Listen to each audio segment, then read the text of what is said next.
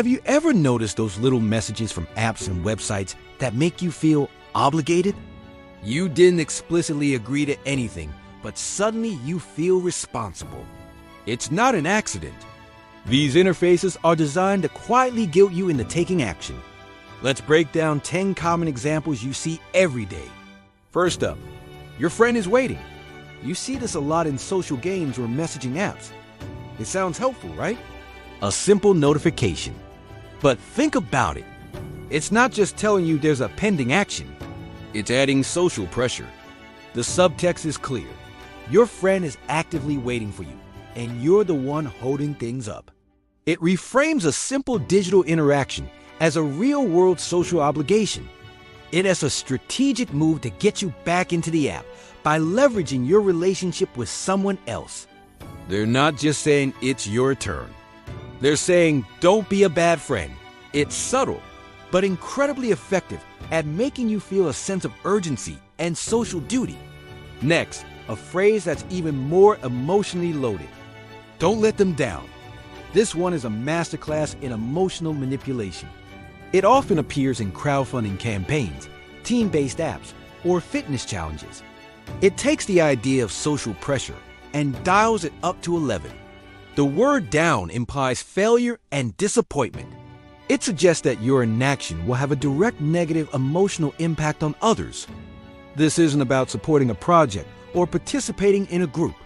It's about avoiding the guilt of being the one who causes disappointment. The interface is positioning itself as your conscience, reminding you of your supposed duty to others. It's not supportive encouragement. It's a guilt trip, plain and simple, designed to make you act out of fear of letting people down. Here's another classic.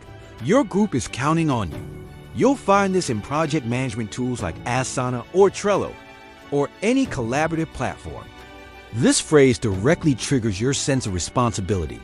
The words counting on you imply a promise has been made, that a role has been assigned, and that the success of the entire group now rests, at least partially, on your shoulders.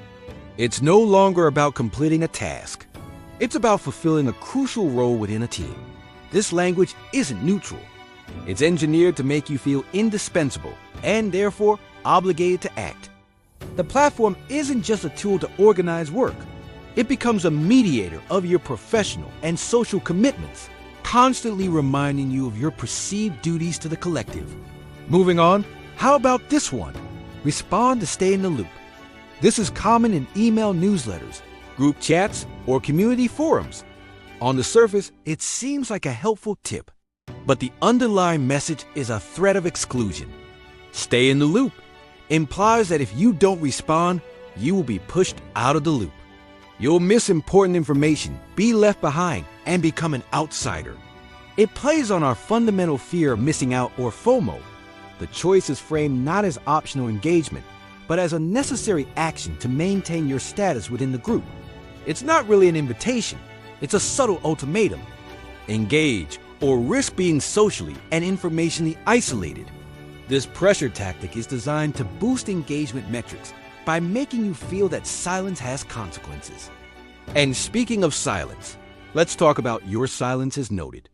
This is a more passive approach, but just as powerful. You might see this after you've ignored a survey or a request for feedback. It's a statement that transforms your inaction into a deliberate choice. Instead of you simply being busy or uninterested, the system is telling you that it has actively registered your lack of response. It creates a feeling of being watched and judged. This subtle shaming can make you feel guilty for not participating, as if your silence is a form of passive protest or negativity. It's not a passive system at all. It's an active nudge designed to make you uncomfortable enough to break your silence and finally give them the engagement they want. Here's a phrase that seems positive but is loaded with obligation. Your feedback matters.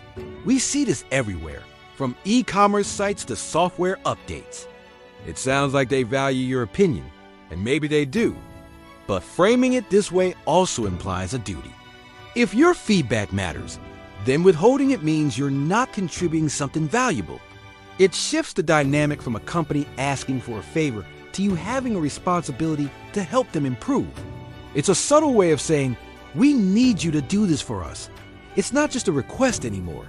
It's framed as an important task that only you can complete. This makes you more likely to spend your time filling out that survey or writing that review, not just out of kindness, but out of a manufactured sense of obligation. Let's look at a similar one that targets a different emotion. Your absence was noticed. This often appears in learning platforms or recurring online events. It's like a digital version of a teacher taking attendance. It creates a feeling of being monitored and can trigger a sense of shame for not showing up. The message isn't just a neutral reminder about a missed session. It's a prod. It tells you that your non-participation didn't go unnoticed, making you self-conscious. This can be particularly effective in educational or professional settings where attendance is linked to progress or commitment. The goal is to make you feel like you slipped up and need to get back on track, increasing the likelihood you'll attend the next time to avoid that feeling of being called out. And then there's the work-related classic. Your team is waiting. This is a step up from your friend is waiting. It adds professional stakes and a sense of urgency. You see this in collaborative work software all the time. It implies that your inaction is a bottleneck, preventing your entire team from moving forward. This isn't just about social pressure. It's about professional responsibility. It can make you feel like you're failing your colleagues and hindering the project's success. It's not just a scheduling notification. It is a form of social engineering that uses your commitment to your team to drive immediate action.